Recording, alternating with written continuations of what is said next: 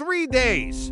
That's all I was gone. 3 long days at the Colorado Springs Livestock Expo, dealing with cattle auctions, shaking hands with buyers from across 5 states, and sleeping in a cramped motel room that reeked of stale cigarettes and broken dreams. All I wanted was to get home, back to my 53 acres of peace, back to my land, my cattle, and that front porch where I could watch the sunset paint the hills gold and purple. I had no idea that everything I knew was about to change. As my truck rumbled off the county highway onto what should have been the familiar turn toward my ranch, something felt wrong. Immediately, viscerally wrong. The kind of wrong that makes your gut twist and your hands grip the steering wheel tighter. The turn I'd taken thousands of times over 40 years looked completely, utterly different, where there had always been dusty gravel, worn smooth by decades of truck tires and the occasional cattle drive. There was now fresh black asphalt, gleaming, perfect, reeking of tar so strong it burned my nostrils even through the closed truck windows. My first thought was that I'd taken the wrong turn, but no, there was my gate, my name on it.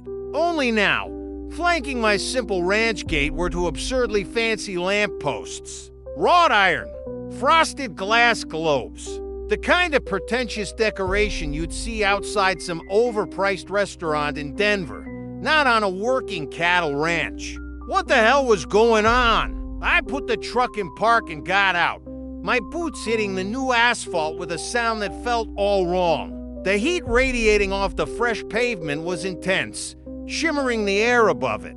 The tar smell was overpowering, making my eyes water. I walked slowly down what used to be my road, the road that had cut through my property since before I was born, and everywhere I looked, everything was wrong. Painted curbs, bright white, crisp lines, decorative rocks arranged in neat borders. Someone had even planted new shrubs along the edges, little manicured bushes that had no business being on a ranch. This wasn't improvement. This was invasion. This was my land, my road, transformed without my knowledge into some kind of suburban fantasy. My heart was pounding now, anger building with each step. Who did this? When? How did they think they had any right? Then I spotted it, a note, flapping in the breeze, taped to my gatepost. I ripped it off, my hands already shaking with rage I was struggling to contain. The paper was crisp, white, expensive. At the top was an embossed letterhead I recognized immediately, and that recognition made my blood run cold. Meadowbrook Estates Homeowners Association. The letter read, "Dear property owner, in accordance with community beautification standards and collective improvement initiatives, the roadway adjacent to your property has been upgraded to better serve the residents of Meadowbrook Estates. This project was fully funded through our Homeowners Association dues and completed by licensed contractors. We trust this enhancement will be appreciated by all. Regards, Linda Hargrove, President, Meadowbrook Estates HOA." I read it once, twice, 3 times, each time. The words made less sense and my anger grew hotter. Meadowbrook Estates, the pretentious gated community that had sprouted up like a tumor 5 years ago, right next to my family's ranch. Identical stucco houses painted in pastels that belonged on a beach, not in Colorado ranch country. Manicured lawns that wasted thousands of gallons of water. Imported. Palm trees that somehow survived our winters through sheer expense and stubbornness. Their HOA had come to me, hat in hand, about 2 years back. Linda herself had made the trip. All smiles and sweetness then. She'd asked, so politely, if their residents could use my road as a shortcut to the highway.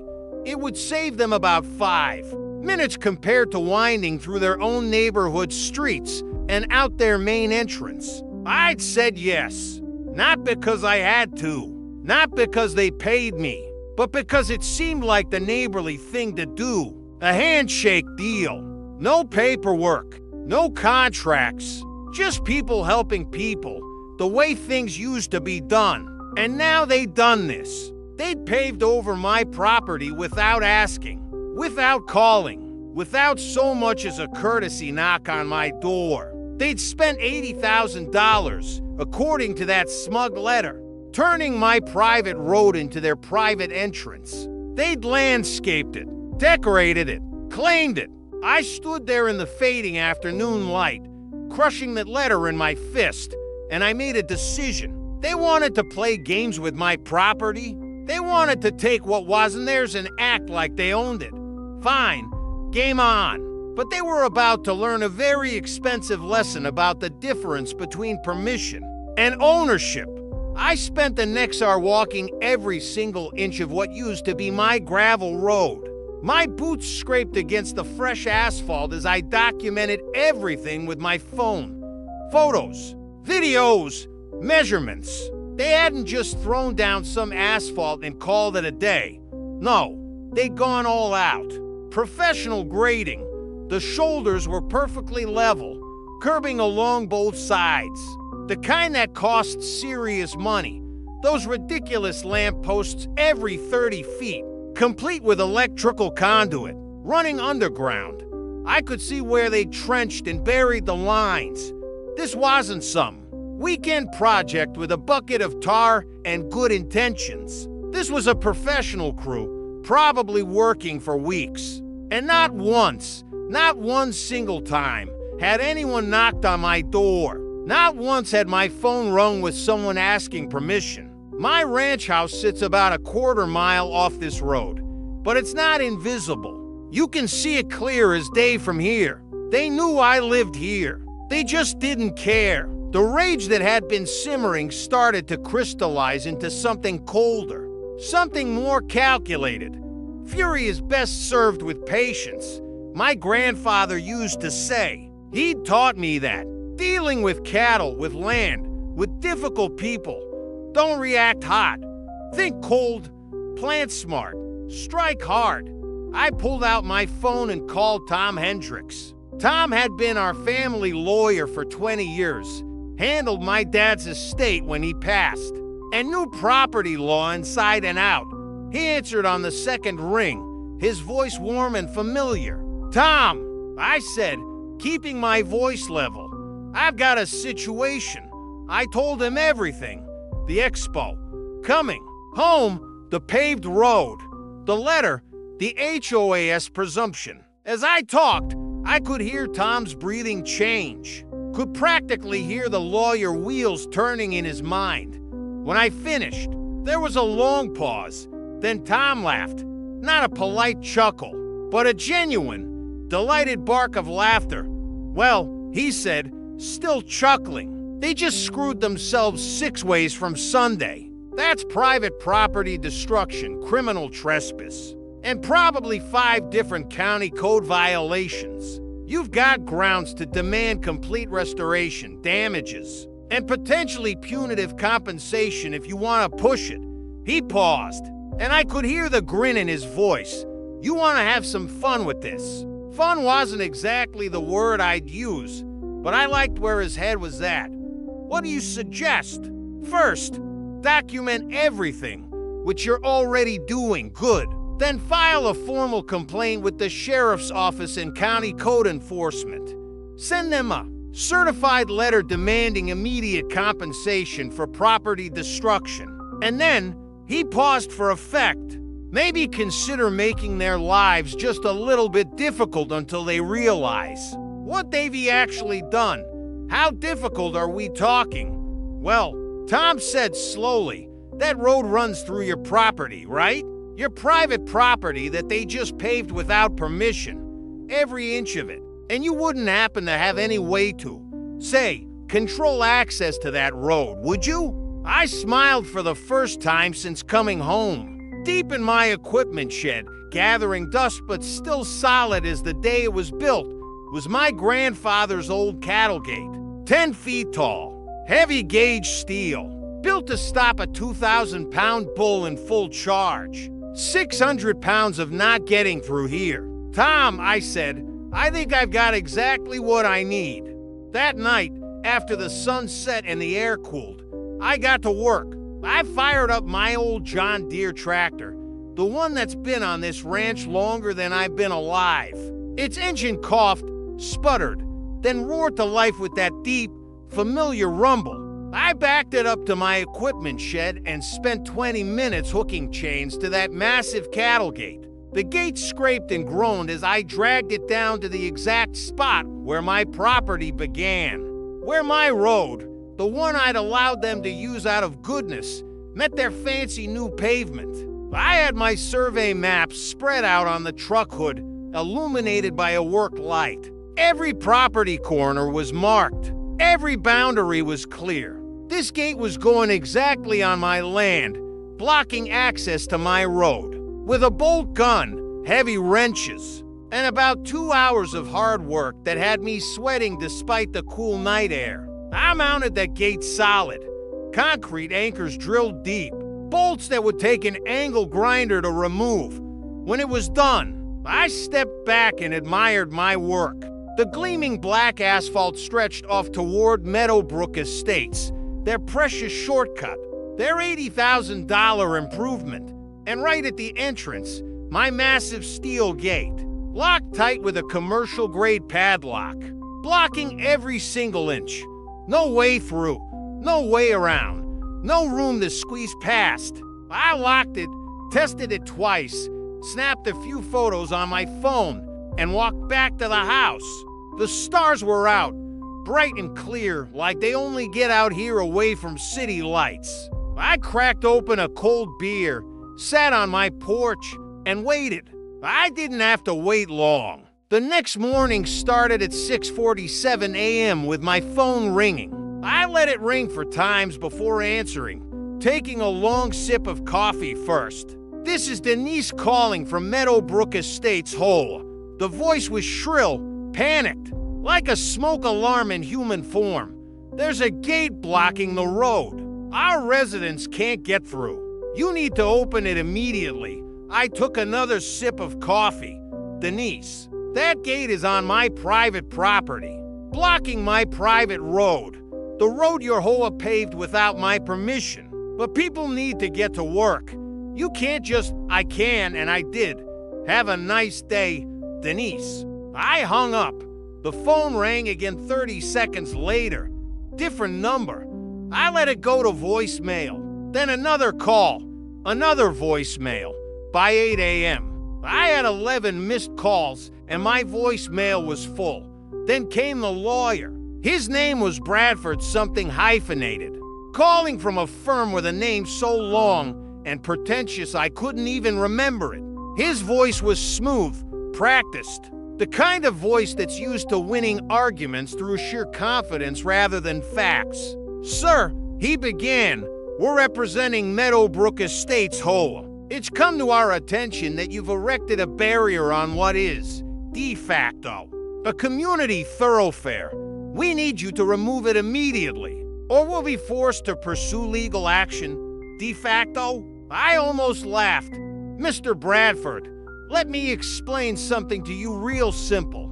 That road is on my private property, every inch of it. The HOA paved it without notice, without permission, and without right. You want to talk about legal action? Let's talk. I've got photos, videos, property deeds, survey maps, and a time-stamped complaint already filed with the sheriff. Your HOA clients just trespassed and vandalized private property. So please, sue me. I'll see you in court." I hung up on him too. By midday, things got interesting. I could see from my porch, with binoculars, the line of cars building up at the gate. Meadowbrook residents in their fancy cars, BMWs and Teslas and Mercedes, all lined up, staring in disbelief at the locked gate. Some got out and tried to open it. One guy actually brought bolt cutters, but that commercial-grade lock laughed at his attempt. Another man yelled obscenities at no one in particular. I watched a woman in yoga pants actually cry, phone pressed to her ear, probably calling the HOA to complain. The shortcut they'd enjoyed, the one I'd allowed out of neighborly goodness, was gone, and now they had to drive all the way back through their winding neighborhood streets, loop around the east side, and add what I later heard was 17 extra minutes to their commute. 17 minutes, twice a day, for every single resident. The Meadowbrook Estates Facebook group, which I wasn't part of, but had a friend send me screenshots of, exploded. Hundreds of comments, most angry, some panicked.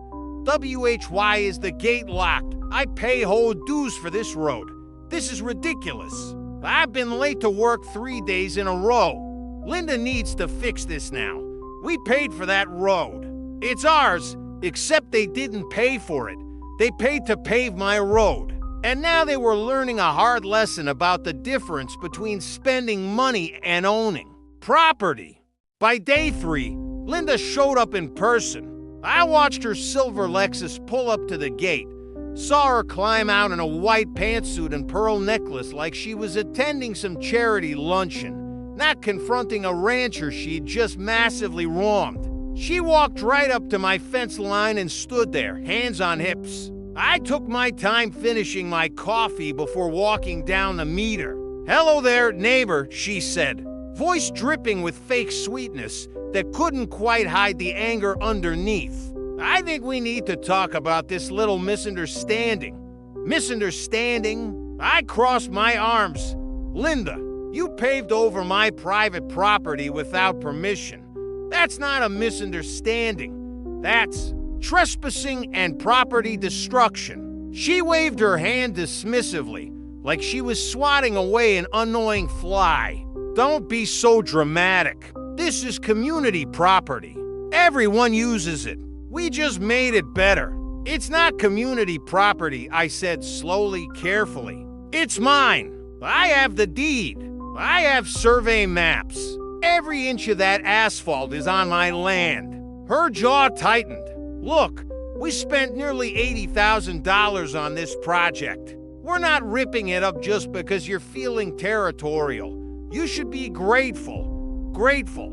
That word, that single word crystallized everything I was feeling into pure, cold determination. Get off my property. Linda, right now."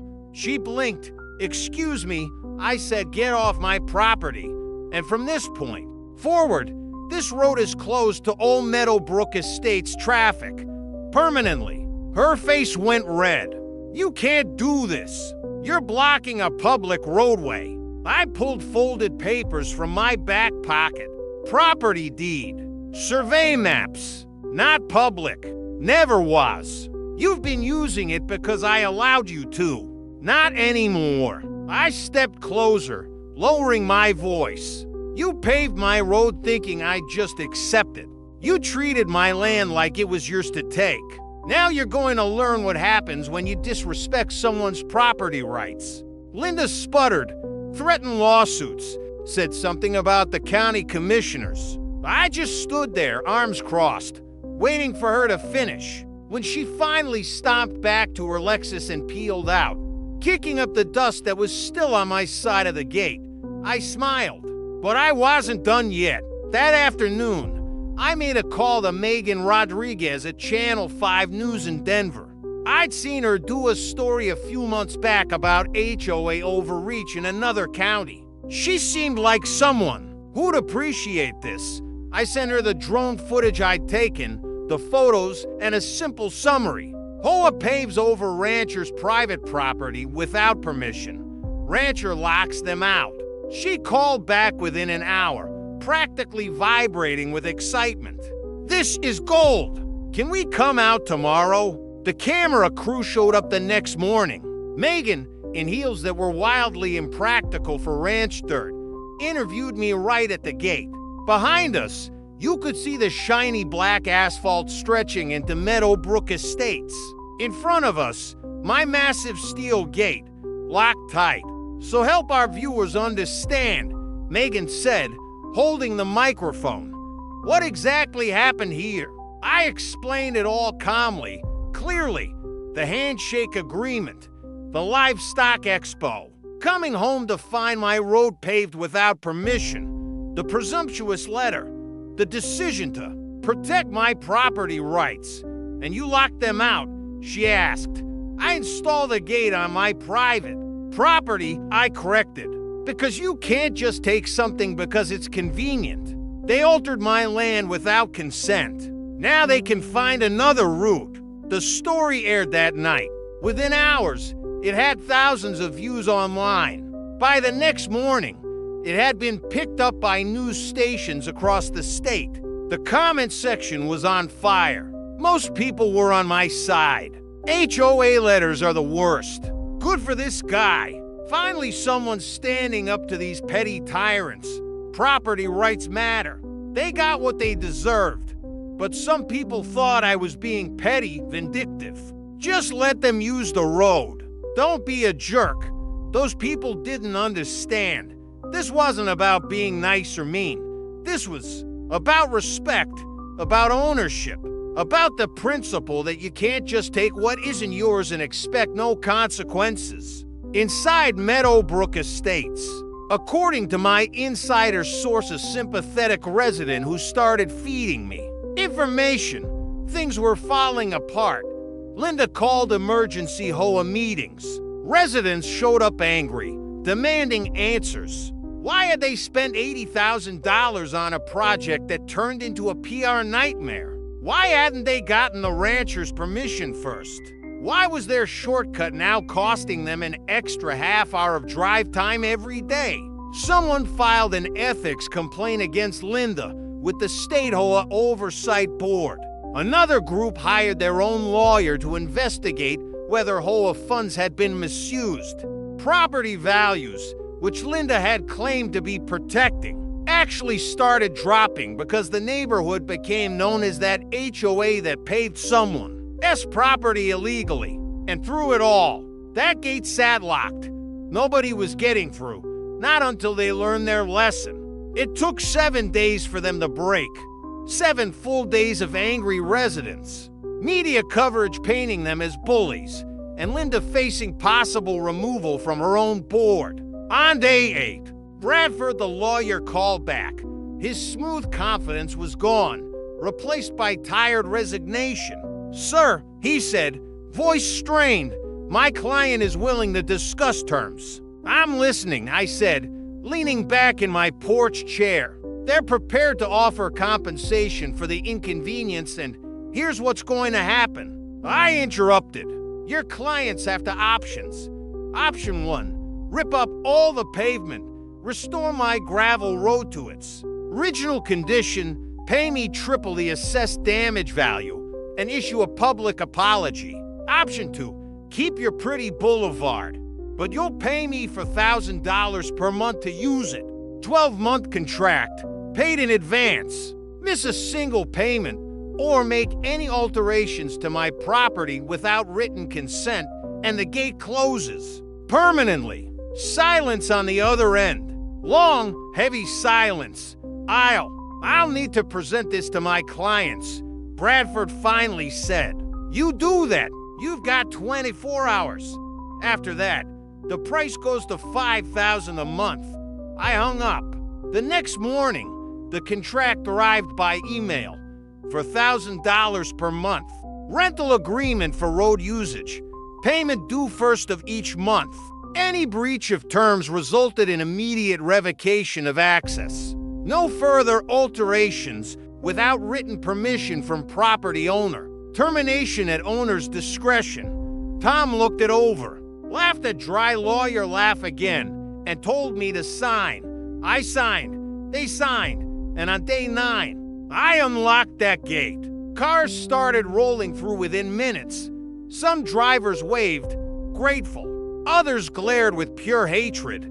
I didn't care either way. It was my $1,000 a month now. Regular as clockwork. Linda never recovered from the scandal. She resigned 5 weeks later, replaced by a guy named Peter who actually knocked on my door to introduce himself and apologize for the entire mess. Peter was decent. We got along fine. The pavement stayed. I didn't make them rip it out. Partly because it would have been wasteful, and partly because now, every time I drive over that smooth black asphalt, I smile knowing they're renting it from me. Every month, that check arrives for $1,000 for the privilege of using the road they thought they could just take. By February of the following year, I'd collected $48,000 in rental fees, almost enough to pay off the new barn I was building for the spring calving season. The irony wasn't lost on me. Their attempt to improve their road was funding improvements to my ranch. One afternoon, about a year after this all started, I was sitting on my porch watching the sunset, the hills turning purple and gold. A BMW pulled up to my fence. Young guy, mid-20s, tech worker probably. He got out and walked over, smiling. "Hey, you're Mr. Wilson." "Right, that's me. Just wanted to say thanks for letting us use the road. Makes my commute way shorter." He glanced back at the pavement, then at me. "I heard about what happened last year. What they did.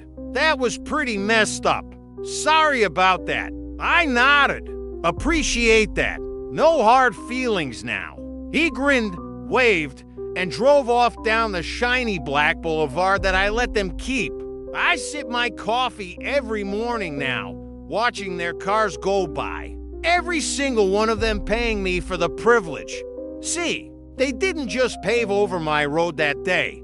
They paved themselves right into a trap. They thought they could take what wasn't theirs, because it was convenient, because they had money and a fancy HOA and lawyers. They thought a simple rancher wouldn't fight back.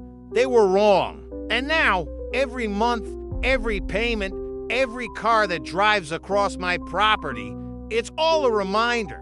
A reminder that out here in ranch country, respect matters. Property rights matter. Your word matters. And when you disrespect someone, when you take what isn't yours, there's always a reckoning. They wanted to upgrade their shortcut. Instead, they upgraded it into the most expensive lesson in property rights the county has ever seen. And me, I'm doing just fine. Better than fine, actually.